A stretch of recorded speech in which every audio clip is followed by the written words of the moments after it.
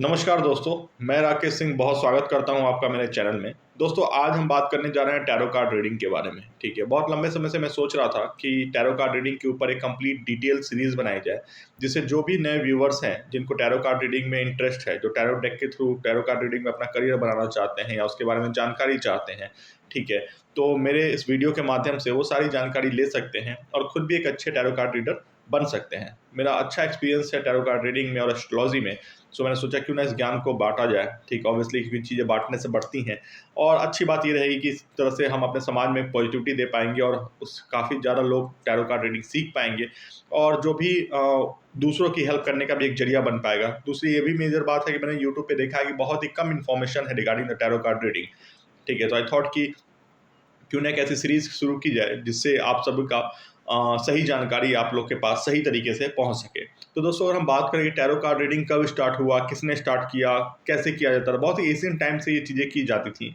इसके बारे में सही तरीके से बता पाना बहुत टफ है। ठीक है, कि किसने शुरू किया, कहाँ से ये शुरू हुई, ये एजम्पशन करना बहुत ही टफ है। लेकिन अगर हम बात करते हैं टैरो वर्ड, जो कि एग्जैक्टली टैरो वर्ड किस तरह से क्रिएट किया गया और क्या हुआ, तो ये दो वर्डों का कॉम्बिनेशन है। ठीक है, एक तो टैर, ठीक, जिसका मतलब होता है वे ऑफ लिविंग, ठीक है, और दूसरा वर्ड है रॉयस, जिसमें इसका रॉयल पाथ। ठीक है, टैर और रॉस ये इजिप्शियन एक वर्ड है। ठीक है, ये एज्यूम किया गया है कि जो प्रॉब्ली ये कॉन्सेप्ट है, ठीक है, ये इजिप्ट के साइड से आई हुई है।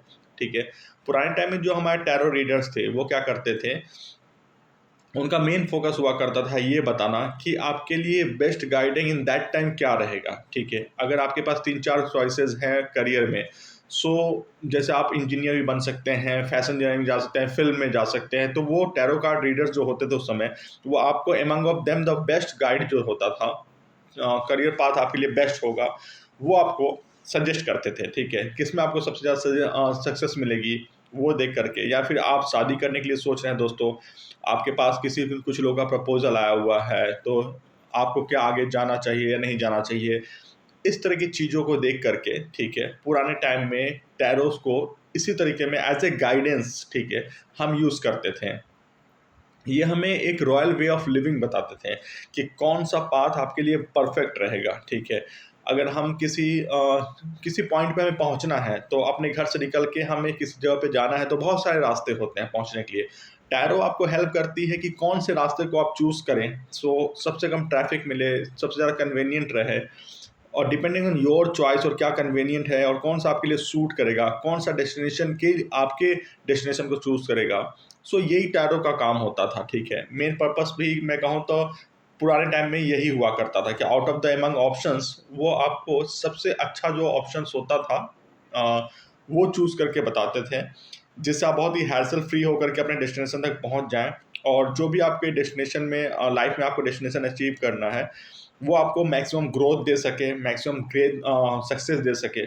यही मेजर काम होता था। ठीक है, टैरोस का मेन मकसद होता है डिसीजन मेकिंग में हेल्प करना। आज के टाइम में टैरो का मतलब थोड़ा सा चेंज हो गया दोस्तों। आजकल तो लोग बिजनेस नहीं चल रहा है, क्या मेरा बेकअप हो गया है, क्या मेरे पास वापस आ पाएगा, क्या मैं अपने बिजनेस में ग्रोथ कर पाएगा, हम कुछ भी पूछते हैं।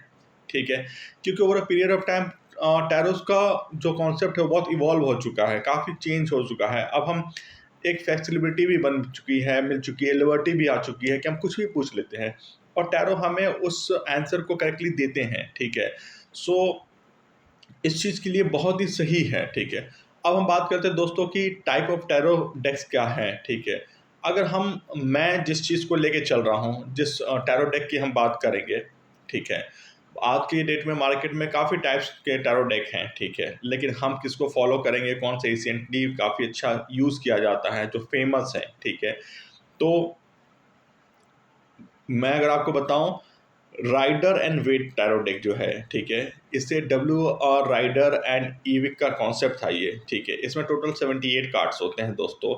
अगर इसमें आपके पास मैं कहूँ कि कार्ड्स नहीं भी है प्रेजेंट में, अगर आप नहीं परचेज कर रहे हैं, अगर आप परचेज करना चाहते हैं टैरो डेक को, तो मैं लिंक जो है डिस्क्रिप्शन में दे दूंगा दोस्तों, आप मुझे कंसल्ट करके भी आप पूछ सकते हैं।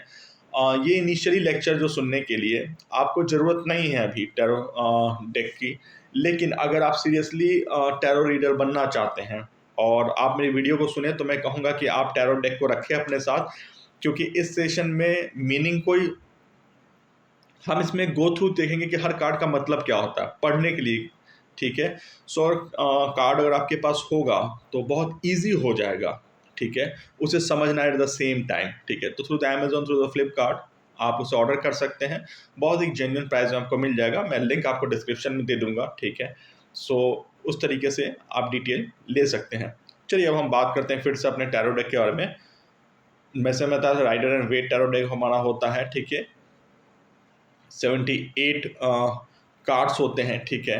एंड ये प्रिंटेड फॉर्म में होती हैं जनरली, ये एक सीरीज बंचेस में आती हैं, ठीक है। और इनके मार्केट में सेवरल प्रिंटर्स हैं जो इनको प्रिंट करके पब्लिश करते हैं, ठीक है।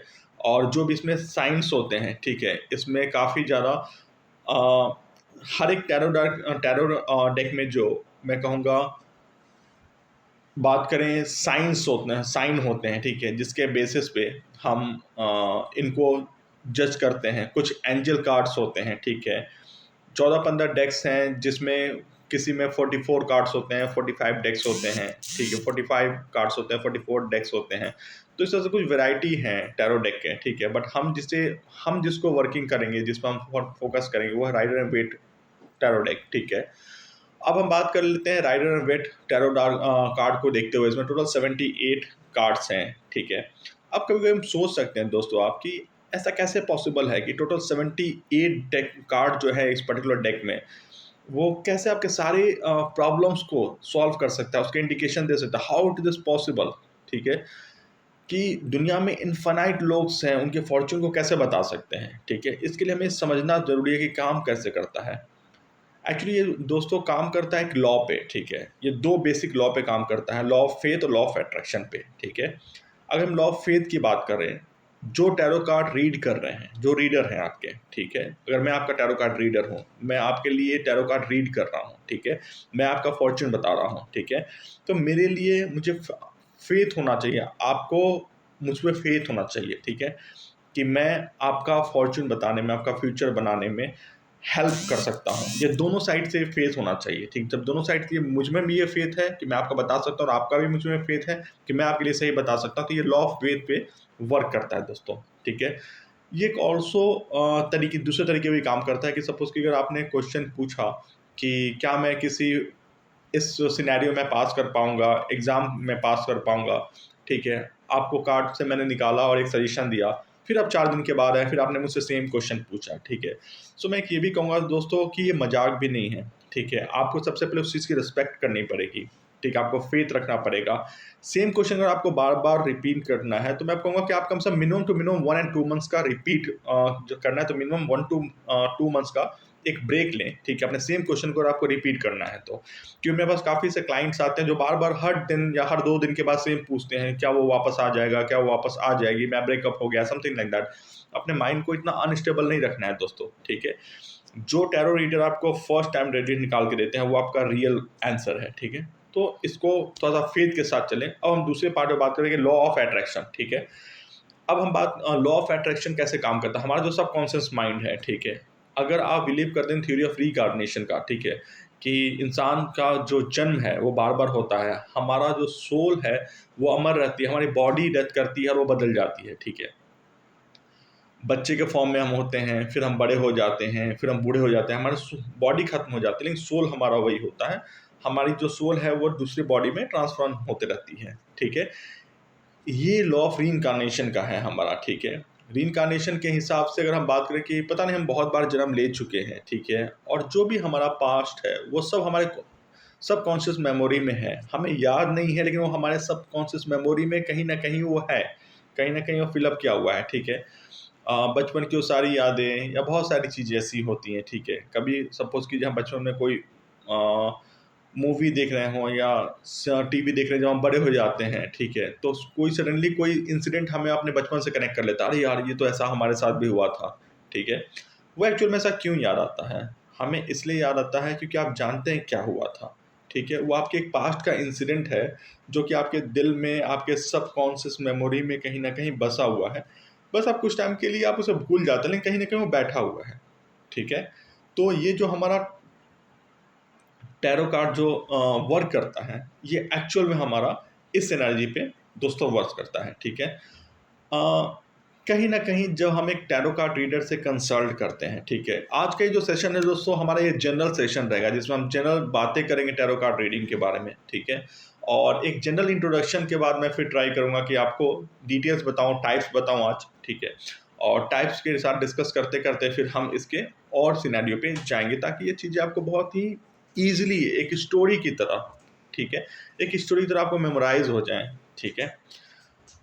अब हम बात करें दोस्तों, टैरो कार्ड रीडिंग जब हम करते हैं, सपोज कीजिए एक टैरो कार्ड जब हम निकालते हैं रीडिंग के दौरान, सो हम उस छोटी सी चीज़ से हम पूरी डिटेल्स बता सकते हैं, ठीक है। एक्चुअली उस टैरो कार्ड में जो आपकी पिक्चर होती है, प्रश्न कुंडली हो गई, ठीक है। एक्चुअली ये प्रश्न कुंडली जो है वो एस्ट्रोलॉजी का एलिमेंट है, ठीक है। एग्जैक्टली प्रश्न कुंडली होता क्या है, अगर मैं उससे बात करूं, अगर आपका एक बिलीव है हॉरोस्कोप पे, जो भी हम कुंडली बनाते हैं, ठीक है। सो हॉरोस्कोप में जो हम अपना टाइम ऑफ बर्थ, ठीक है, प्लेस ऑफ बर्थ, इन सारी चीज़ों के बेसिस पे हम अपना डेट ऑफ बर्थ के बेसिस पे हम अपनी कुंडली क्रिएट होती है और उसके बेसिस पे हम आंसर देते हैं। बट टैरो की बात करें, ठीक है, तो उसमें हमें इन चीज़ों की ज़रूरत नहीं होती है, ठीक है। सो एक टैरो जो कि एक टैरो कार्ड जो है वो आपका कहीं ना कहीं उनके जो सिंबल्स हैं, जो पिक्चर्स हैं, उसमें के डिटेल अगर आपको जानकारी हो, ठीक है, तो आप पूरी चीज़ें एक काफ़ी अच्छे तरीके से एक्सप्लेन कर सकते हैं, ठीक है। हर कार्ड में दोस्तों काफ़ी कलर्स भी होते हैं, ठीक है, वाइट, ब्लैक, येलो, ऑरेंज, ठीक है, और हर कलर का अपना एक मतलब है दोस्तों, हर कलर का अपना एक मीनिंग होता है, ठीक है। जब आप एक कार्ड खोलते हैं, आप उसके नंबर्स पढ़ते हैं, आप उसके कलर्स पढ़ते हैं, ठीक है, फाइनली कार्ड के ऊपर जो भी ड्राइंग बनी हुई है, ठीक है, जिसको हम साइन लैंग्वेज बोलते हैं दोस्तों, उसको भी आप इंटरप्रेट करते हैं और तब आपका एक कंक्लूजन आता है रीडिंग के लिए, ठीक है। अब आप सोचिए एक छोटी सी कार्ड में कितनी सारी चीज़ें आपकी निकल कर के आती है, तो ये बहुत मैटर करता है दोस्तों, ये बहुत मायने रखता है कि एग्जैक्टली हम कैसे चीज़ें देख रहे हैं, क्या देख रहे हैं, ठीक है। सो हमारा एक ऑब्जर्वेशन, ये टैरो कार्ड रीडिंग उनके लिए भी बहुत अच्छा है जो लोग अपना करियर एस्ट्रोलॉजी में बनाना चाहते हैं। वैदिक उन्हें बहुत टफ लगता है, वो उतनी ज़्यादा अपना एक्सपीरियंस या हार्ड वर्क लर्निंग नहीं देना चाहते हैं, ठीक है। सो उस केस में मैं कहूँगा कि उनके लिए जो कहीं ना कहीं वैदिक के जगह पे, ठीक है, हम अगर एस्ट्रोलॉजी में जा रहे हैं और एस्ट्रोलॉजी में न्यूमरोलॉजी इजी है थोड़ा, इसकी ऑब्जर्वेशन में कहूँ टर्म्स ऑफ वैदिक, टैरो और भी सही है फॉर अ बिगनर्स, ठीक है। सो यही मेरा पर्पस है चीज़ों को बनाने का, ठीक है।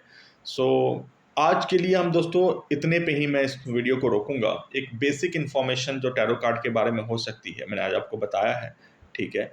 और फिर मैं दूसरे लेक्चर में हम टाइप ऑफ टैरो कार्ड्स, एक डेक के अंदर जो हमारे कार्ड्स होते हैं, क्या टाइप होती है, क्या क्या डिटेलिंग होती है, उस पर बात करेंगे, ठीक है।